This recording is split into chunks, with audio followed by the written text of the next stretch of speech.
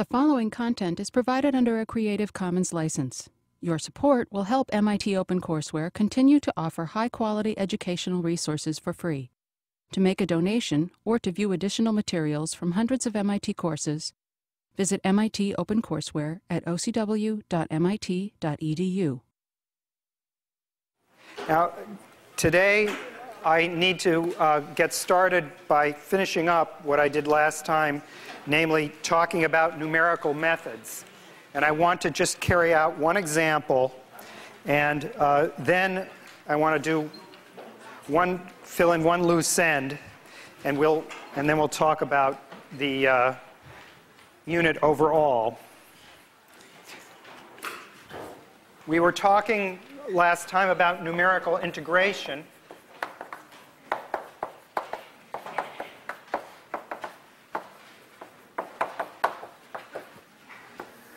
I'm going to illustrate this just with the simplest example that I can.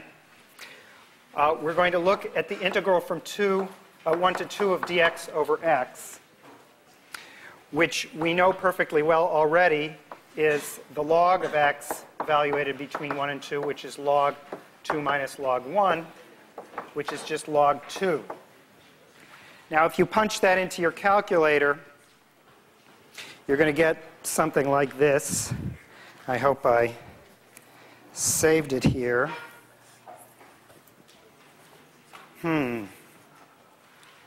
Yeah, it's about 0.69, what else? 3147.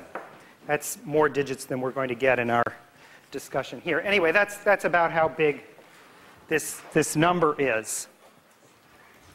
And the numerical integration methods will give you about as much accuracy as you can get on the function itself.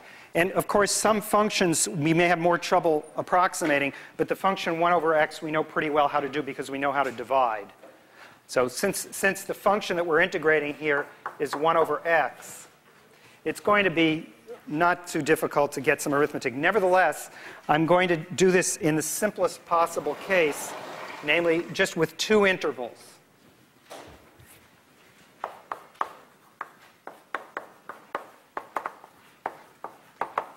Now, you really can't expect things to work so well with 2 intervals. That's a pretty ridiculous approximation to your function.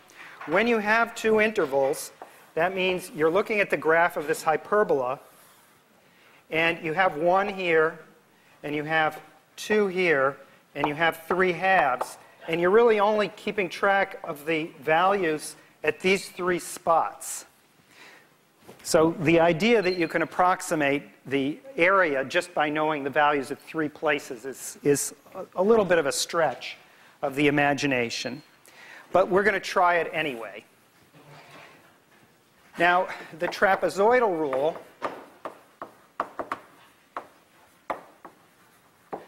is the following formula. It's delta x times a half the first value plus the second value plus a half the third value.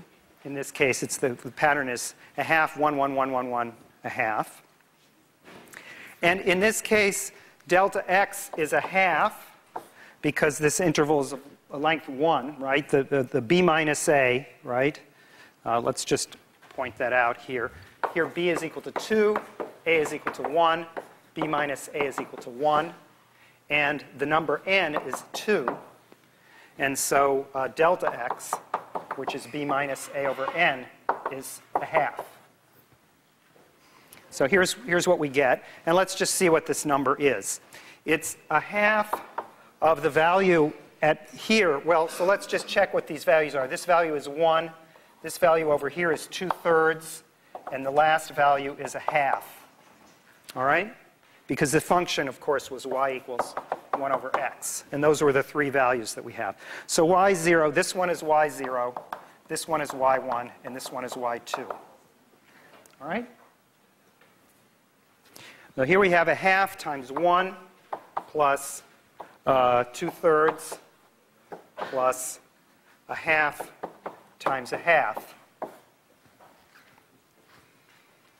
Now, on an exam, I don't expect you to add up long messes of numbers like this. When you have two numbers, I expect you to add them up if they're reasonable or subtract them, just as we do when we take antiderivatives. Like, for example, I don't want you to leave the answer to an integration like this in this form. I want you to simplify it at least down to here. And I, of course, don't expect you to know the numerical approximation. But I certainly expect you to be able to do that. On the other hand, when the arithmetic gets a little bit long, you can relax a little bit. But I did carry this out on my calculator. Unless I'm mistaken, it's about 0.96. It's pretty far off. All right, so remember what it was. It's what you get when you get these straight lines, and there are these little extra pieces of junk there.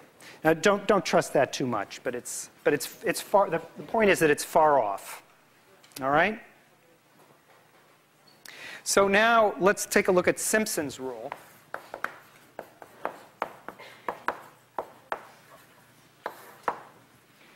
And I claim that Simpson's rule is surprisingly accurate, in this case really even a little more than it deserves to be. The formula is delta x over 3 times y0 plus 4y1 plus y2. So the pattern is 1, 4, 1, or 1, 4, and then it alternates 2s and 4s until 4, 1 at the very end. And if I just plug in the numbers now, what I get is a sixth, because delta x is a half again. And the value for y0 was 1. And the value for y1 was 2/3. And the value for y2 was a half. So here's the estimate in this case. And this one I did carry out carefully. And it came out to 0.69444. All right? Which is actually pretty impressive if you think about it, given what the logarithm is. Now, what's going on with Simpson's rule in general is this. Simpson's minus the exact answer in absolute value is approximately of the size of delta x to the 4th power. That's really the way it behaves, which means that if delta x is about a 10th, so if we had divided this up into 10 intervals, which we didn't, but if we divided it up into 10 intervals, then you could expect that delta x, the error, would be about 10 to the minus 4th. In other words, 4 digits of accuracy here for this thing. But the exact analysis of this, or a more careful analysis of this, is in your textbook, and I'm not going to do it. But I just want to point out that it is an effective method. It really does give you nice 4-digit with manageable. You could even really do it by hand. It's so convenient, the Simpson's rule. Whereas the other rules aren't really that impressive as far as giving fairly accurate answers. The last little remark to make is that the reason is that Simpson's rule is matching a parabola. And somehow the parabola follows this curve better. It's giving the exact answer. So I'll mention this. Simpson's rule is derived using the exact answer for all degree 2 polynomials. In other words, parabolas, all parabolas. But even all the ones of lower degrees. So straight lines would work, and constants would work as well. Whereas the other ones only work for, say, straight lines. The trapezoidal rule only works for straight lines. But there isn't a weird accident. It turns out that it also works for cubics. Once you get the formulas, it works for cubics. So it's also exact for cubics. And that's what explains the fourth order validity. The last thing that I want to point out is that this is extremely vague, what I said there, and you should be a little bit cautious about it. You need to watch out for 1 over x for x near 0. All bets are off if the function is singular and there's a lot of area under there. And it's also true that if the derivative messes up, you're in trouble too. You really need for the function to be nice and smooth in order for Simpson's rule to work. This is Wathout. That's a real Wathout, but we will try to make that. Watch out. Watch out for when x near x equals 0. Then this thing doesn't work. This thing really depends on bounds on derivatives. But I'm going to be relatively vague about that. I'm not attempting to give you an error analysis here. Okay, so if you were doing this on an exam, how do you remember this strange pattern of numbers? Well, the one thing that I want to recommend to you is, as a way of remembering it, so the one mnemonic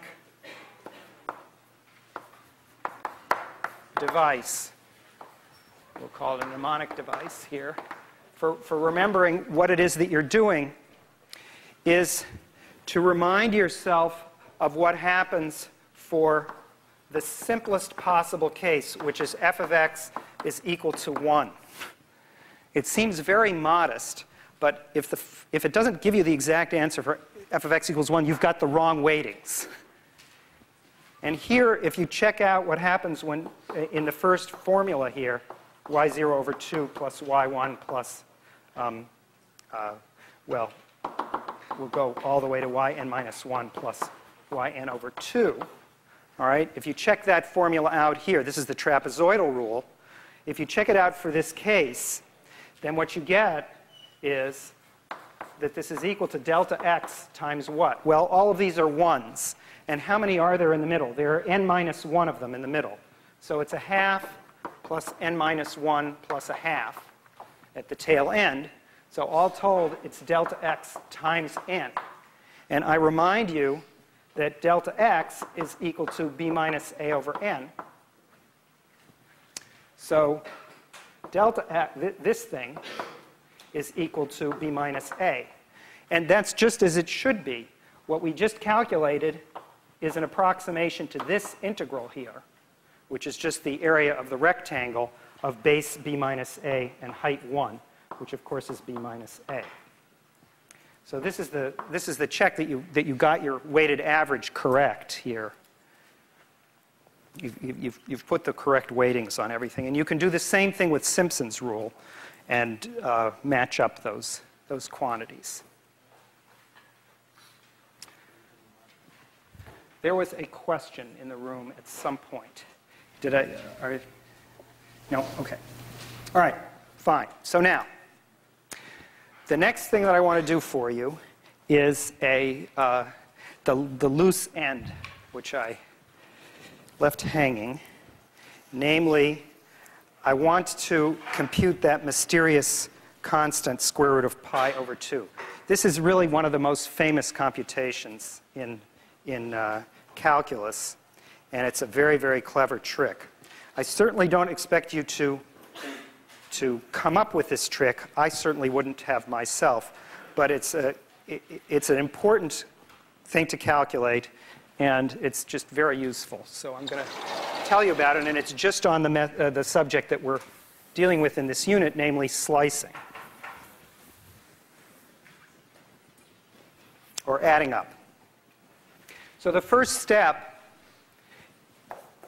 which is just something that we already did, was that we found the volume under this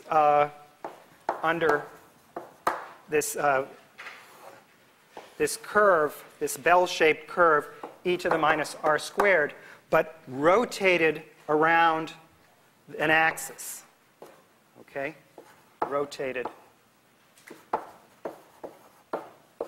around this axis around this way. All right, so we figured that out, and that was a relatively short computation. I'm just going to remind you, it goes by shells. We integrate the whole range from 0 to infinity, and we have 2 pi r e to the minus r squared dr. So this, again, is the circumference of the shell, this is the height of the shell, and this is the thickness of the shell. Circumference, height, thickness.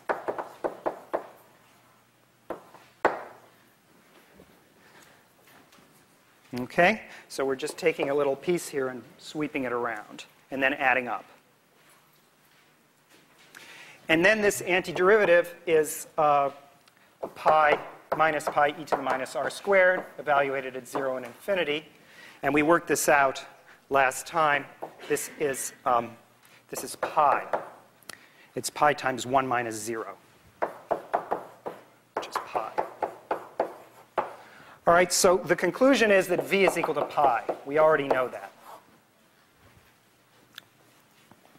Now, the problem that we want to deal with now is the problem not of a volume,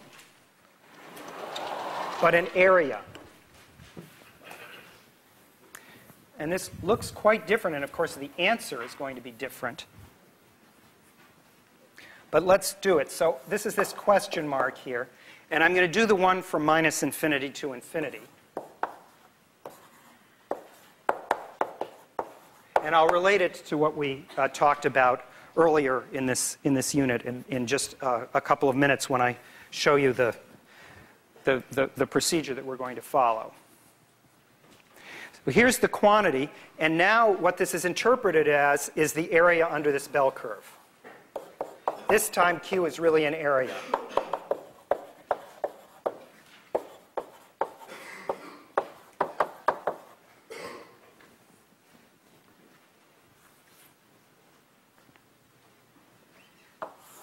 Now, what's going to turn out to happen is this. This is the trick.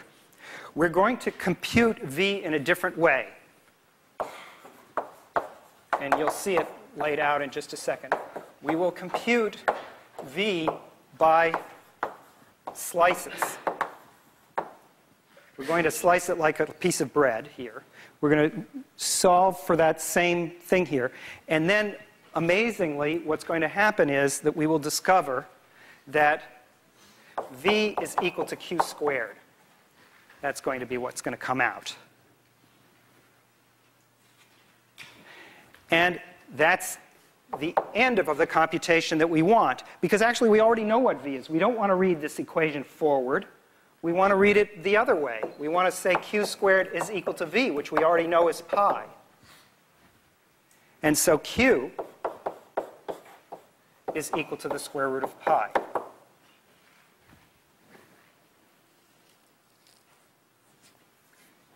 All right, I haven't shown this yet. All right, this is the weird part, and I'm going to put it in a little box so that we know that this is what we need to check. We need to check this fact here. We haven't done that yet. Now let me connect this with what we did a few days ago, with what I called one of the important functions of mathematics besides the ones you already know. And so the function that we were faced with and that we discussed was this one.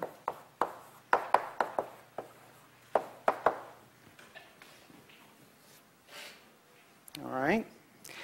And then we were interested in the value at infinity. We were interested in this, which, if you draw a picture of it and you draw the same bell curve, that's the area under half of it. That's the area starting from 0 and going to infinity. That's the area under half. So this chunk is f of infinity.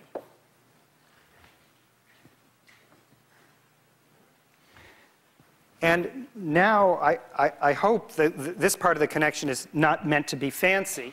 The idea here is that Q is equal to twice f of infinity, this number here.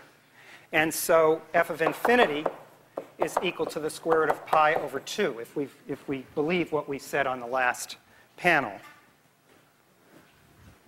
And that was the thing that I drew a picture of on the board, namely the graph of f looked like this, and there was this asymptote, which was the limit. F of x tends to square root of pi over 2 as x goes to infinity.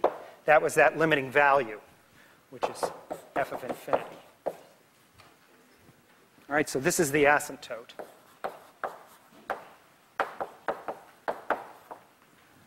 And now I've explained the connection between what we claimed before, which was quite mysterious, and what we're actually going to be able to check now concretely by making this computation.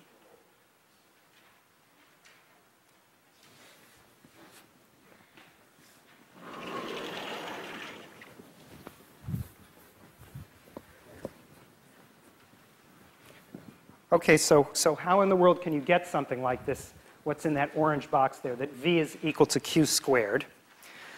Again, the technique is to use slices here. And I'm going to have to draw you a 3D picture to visualize the slice.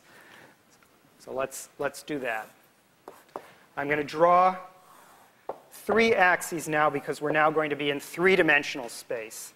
And I want you to imagine the x-axis is coming out of the blackboard, the y-axis is horizontal, and there's a new axis, which I'll call the z-axis, which is going up. So what's happening here is that I'm thinking of this, this is, if you like, some kind of side view, and this is a view where I've tilted things a little bit up to the top. Now, the distribution, or you could think of this target in the plane where the most likely places to hit were in the middle, and it died off as we went down. Now, I want to draw a picture of this graph. I'm going to draw a picture of e to the minus r squared. And it's basically a hump. So I'm going to take the slice along y equals 0, the y equals 0 slice. And I claim that that goes up like this and then comes back down. And let me shade this in so that you can see what kind of a slice this is. This is supposed to be along this vertical plane here, which is coming out of the blackboard and coming towards you. And that's a slice. Now I'm going to draw one more slice so that you can see what's happening. I'm going to draw a slice at another place along here. This will be y equals b, some other level.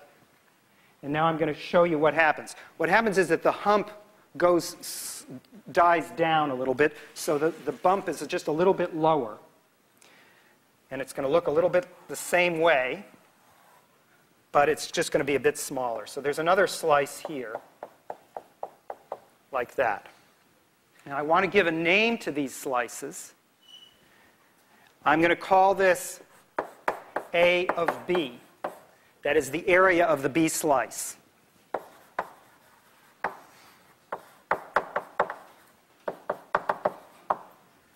Under the curve, under the surface. Okay? Yes, question. I'm confused as to what the solid is. Is it the rotation of this curve? Yeah, the solid, yeah. We're trying to figure out this volume here, which is the one we started out with, by slices.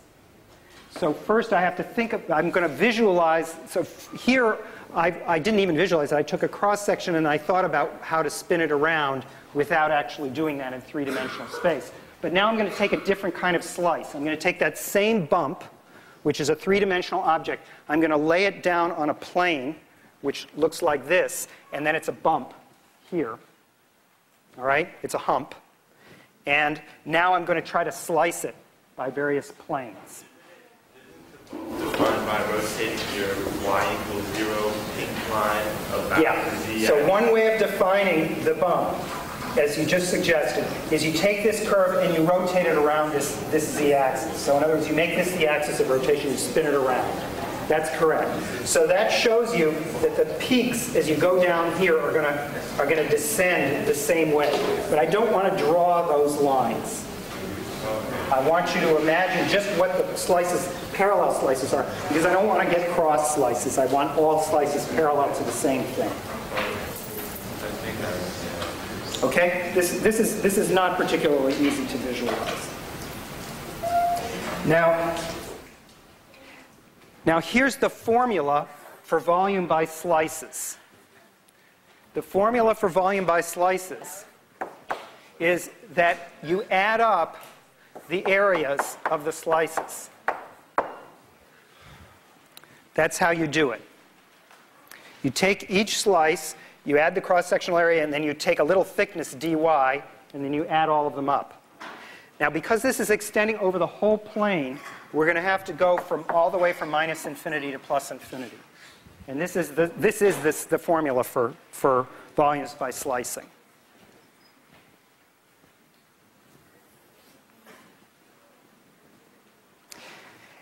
And now our goal, in order to do this calculation, we're going to just fix y is equal to some b. We're just going to fix one of these slices, and we're going to calculate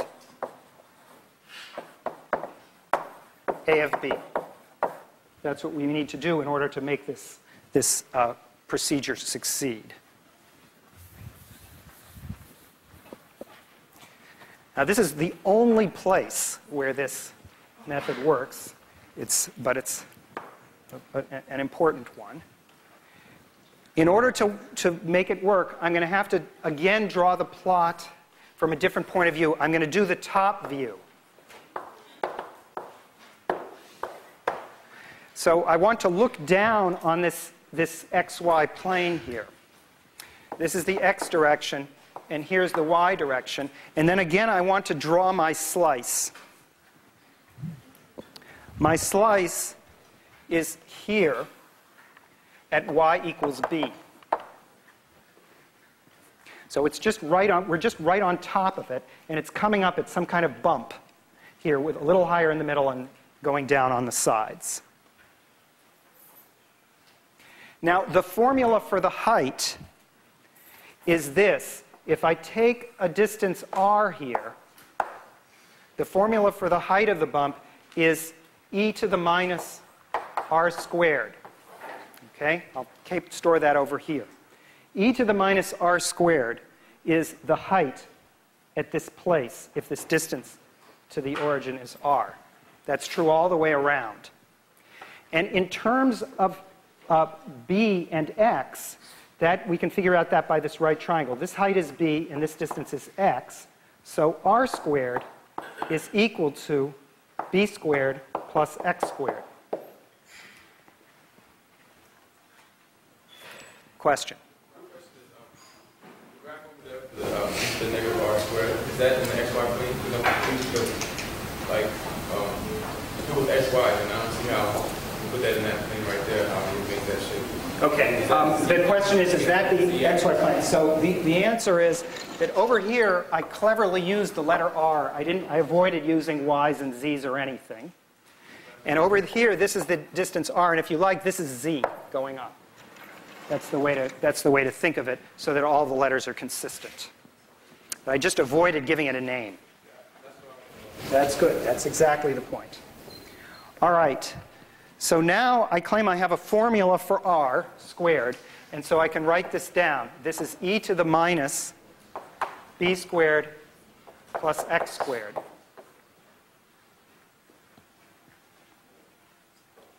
But now I'm going to use the rule of exponents, which is that this is the same as e to the minus b squared times e to the minus x squared. And that's going to be the main way in which we use the particular function that we're dealing with here. That's really the main step, amazingly. Okay? So now I get to compute what a of b is.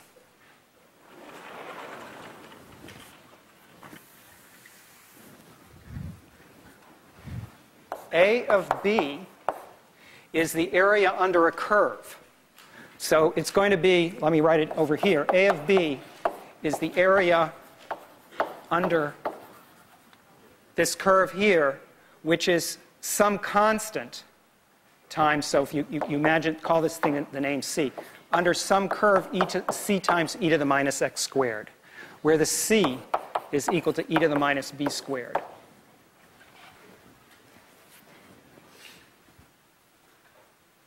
That's what our slice is. In fact, it looks like one of those. It looks like one of those bumps. Here's its formula again. It's the integral from minus infinity to infinity of e to the minus b squared, e to the minus x squared dx.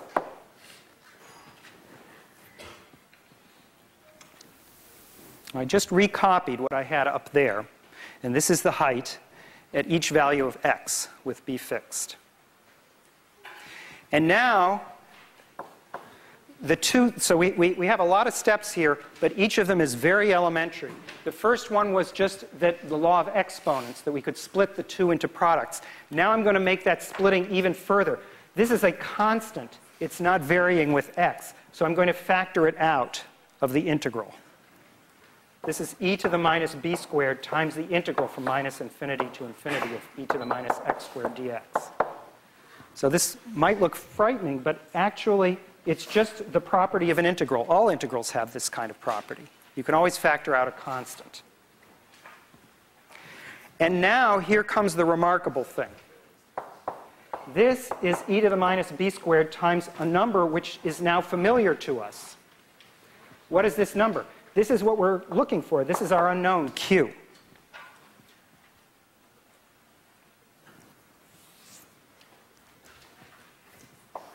So I've computed a of b, and now I'm ready to finish the problem off.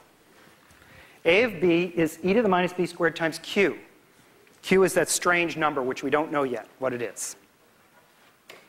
So now I'm going to compute the whole volume. The whole volume, remember, it's over there. It's minus infinity to infinity a of y dy. And now I'm just going to plug in the formula that we found for a. Now I'm doing this for each b, so I'm doing it varying over all b. So I have the integral from minus infinity to infinity. And here I have e to the minus y squared. I've replaced b by y. And now I have q, and I have dy. I just recopied what I had over there into the formula for slicing. And now I'm going to do this trick of factoring out the constant a second time. This is a constant. It doesn't depend on y. It's the same for all y. It just will factor out. So this is the same as q times the integral from minus infinity to infinity, e to the minus y squared dy. And now, lo and behold, this expression here, of course, notice how I defined q. Let's go back carefully to where q is defined. Here's q. This t is a dummy variable. It doesn't matter what I call it. I can call it x, I can call it u, I can call it v. In this case, I've given it two different names. At this stage, I called it x, and at this stage, I'm calling it y, but it's the same variable. And so this little chunk is q, and altogether I have two of them for q squared being the total. And that's the end. That's the end of the argument.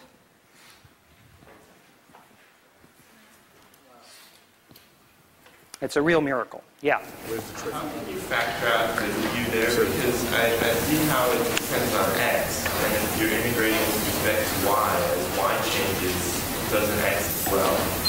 So Great question. The question is, wait a minute, as y changes, doesn't x change? And then, so then this wouldn't be a constant. All right? So that's the way in which we've used the letters x and y in this whole course. When you get to 1802, you'll almost never do that. Always y and x will be different variables, and they won't have to depend on each other. Now let me show you where on this picture the x and the y are. We've got a whole xy plane, and here I'm fixing y equals b. Y isn't varying, whereas x is changing. So in other words, I don't have a relationship between x and y unless I fix it. In this case, I've decided that y is going to be constant for all x. Over here, I made a computation, and I have a q, which is just a single number. No matter which b I took, it didn't matter. No matter which y equals b. Of course, I changed the name to b so that it wouldn't be so jarring to you. But in fact, this b was y all along. It's just that the x varied completely independently of the y. I could fix the y and vary the x. I could fix the x and vary the y.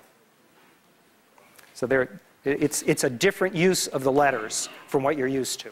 It happens that y is not a function of x in this case. Yes? So since you're rotating this three-dimensional plane around the z-axis, Yes.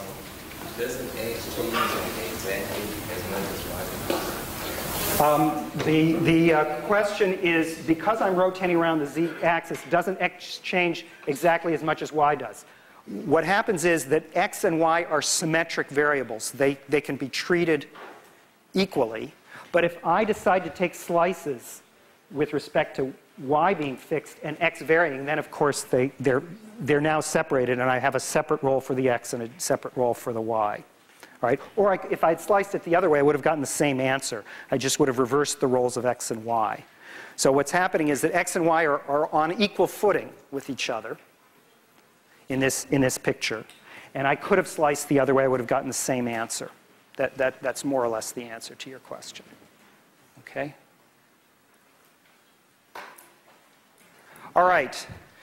Now, I have given you a review sheet, and I want to run through briefly what's going to be on the exam. And this set of list of exam questions is what's going to be on the exam. There are, sorry, this is not displayed correctly. So exam questions, but now I'm just going to show you what they are. There are 5 questions on the exam. They're completely parallel to what you get on what you got last year. So you should look at that test. It's worth looking at. And you'll see in the descriptions on this sheet that what I'm describing is what's on that test. So what's going to happen is, and this is also posted on the web, is that you'll be expected to calculate some definite integrals using the fundamental theorem of calculus, do a numerical approximation. There will be a Riemann sum, a trapezoidal rule, and a Simpson's rule. Calculate areas and volumes, and then some other cumulative sum, either an average value or probability or perhaps work, and sketch a function which is given in this form as an integral. All right, so those are the questions, and you'll see by the example of last year's exam exactly the style. They're really going to be very similar. Yes, question. As far as the numerical approximations go to the sums, what's the difference between upper and lower and right and left? Okay, good question. So the question is, for Riemann sums, what's the difference between upper and lower and right and left?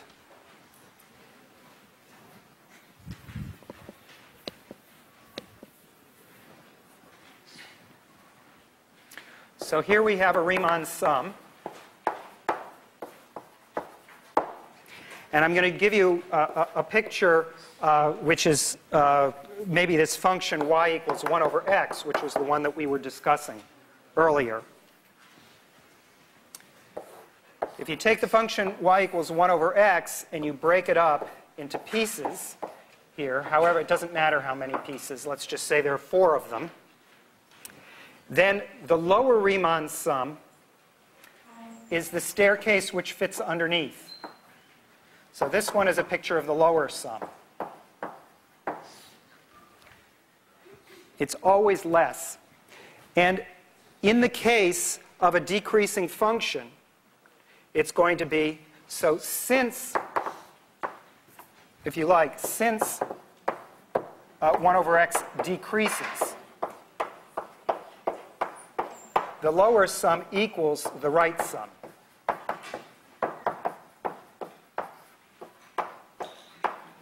You can see that visually on this picture. The values you're going to select are going to be the right ends of the rectangles. The upper sum is the left one. Now, if the function wiggles up and down, then you have to pick whichever side is appropriate, or maybe it'll be a point in the middle if the maximum is achieved in the middle.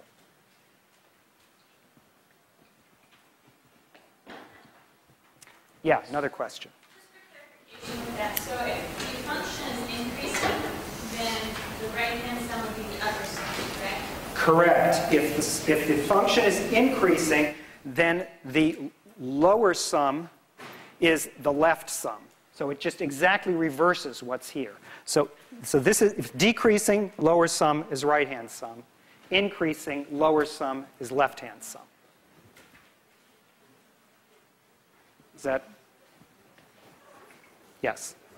With the sketching problems of sort 5, I can imagine that it would be very hard to sketch something like the asymptotic one there if you didn't know that it came to an asymptote. In other words... Right. So good question. So the question is, suppose you're faced with a function like this in this last problem, which generally these are the trickiest problems. And the question is, how are you ever going to be able to decide on an asymptote, even whether there is an asymptote? And the answer is, you're not. It's going to be pretty tricky to keep track of what's happening as it goes to infinity. We had an example on the homework where it was oscillating, and it's very unclear what's going on. You have to do a very long analysis for that. So, in fact, you know, just don't worry about that now. At the very end of the class, we'll talk a little bit about these asymptotes. And really, the first issue is whether they exist or not. And that's even something. That's a serious question, which we'll address at the very end of this course. That's right. It's not going to be anything that complicated. All right. Other questions?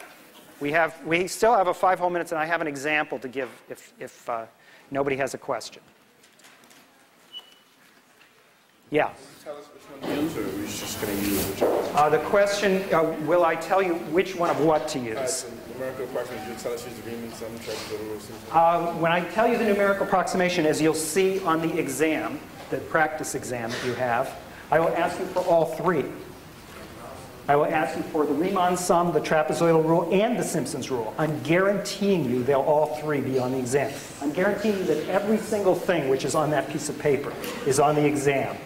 And you'll see it on the exam that you've got. It's exactly parallel to what's there. What about areas and values? You can tell us which method to use, or can we use? Yeah, so with areas and volumes, the question is, will I tell you which method to use? All right, so let's discuss that.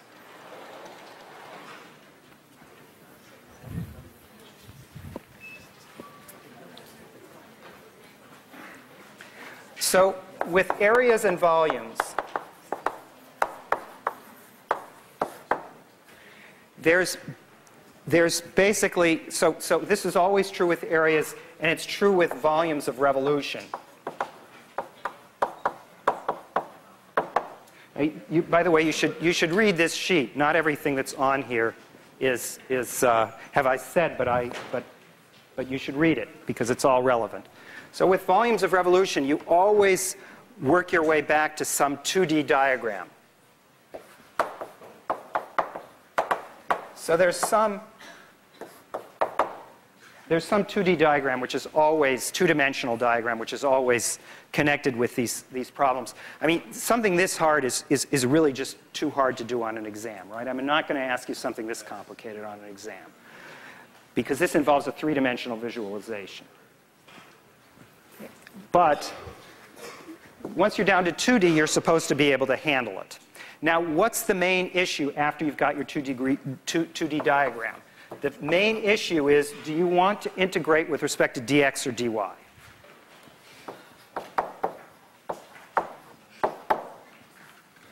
And the answer is that it will depend.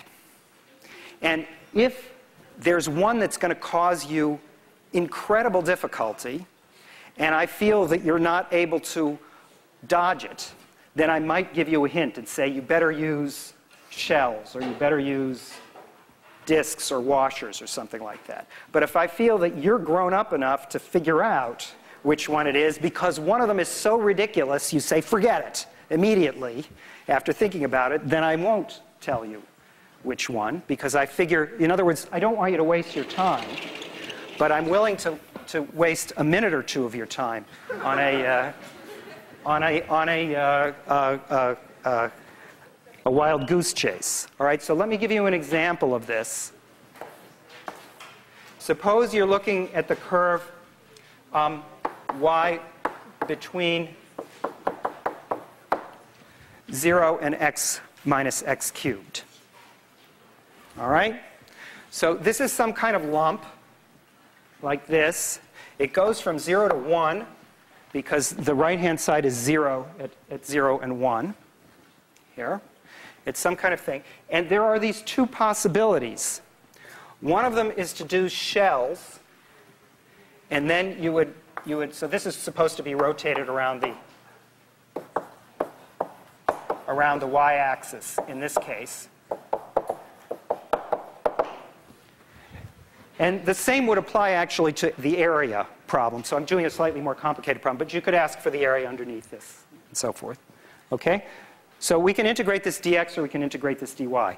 This indicates that I'm deciding that this is going to be a thickness dx and I'm integrating dx. So that's a choice that I'm making. Now the minute I made that choice, I know that these are shells because they sweep around this way and that makes them shells, cylindrical shells. And if I do that, the setup is this. It's 2 pi x times x minus x cubed dx. Now, I claim that when you get to this point, you already know you've won. Because this is an easy integral to calculate. So you're done here. You're happy. All right? Now, if you happen to say, oh, gee, I hate to do this. I want to do something clever. You could try to do it with cutting this way. All right? Sorry, let's do this. All right? And this would be the dy thickness. And then when you sweep this around, you get what we call a washer, which is really just the difference of two disks. All right? So the shape here is this thing swung around this axis. And it looks like this. So it's going to be the difference of radii. So what's the formula for this? It's some integral of pi times the right end, which I'll call x2, and here the left end, which I'll call x1. So this is pi x2 squared minus x1 squared dy. All right? Now, already at this stage, you think to yourself, this is more complicated than the other method. Okay? So you've already abandoned it. But I'm just going to go one step further into this one to see what it is that's happening. If you try to figure out what these values x1 and x2 are, that corresponds to solving for x1 and x2 in terms of y. So that's the following equation. x1 and x2 solve the equation that the curve x minus x cubed is equal to y. All right? Now, look at this equation. That's the equation x cubed, x cubed minus x plus y, I guess. Let's see. Yeah, that's right. Is equal to 0. This is a cubic equation. Although there is a formula for this, you've never been taught the formula for this equation. So therefore, you will never, ever be able to get a formula for x2 and x1 as a function of y, and you'll never be able to compute this one. This is more than just a dead end. It's like crash, burn, and, self-destruct. So, there may be such a thing. So do the other way. Good luck, folks.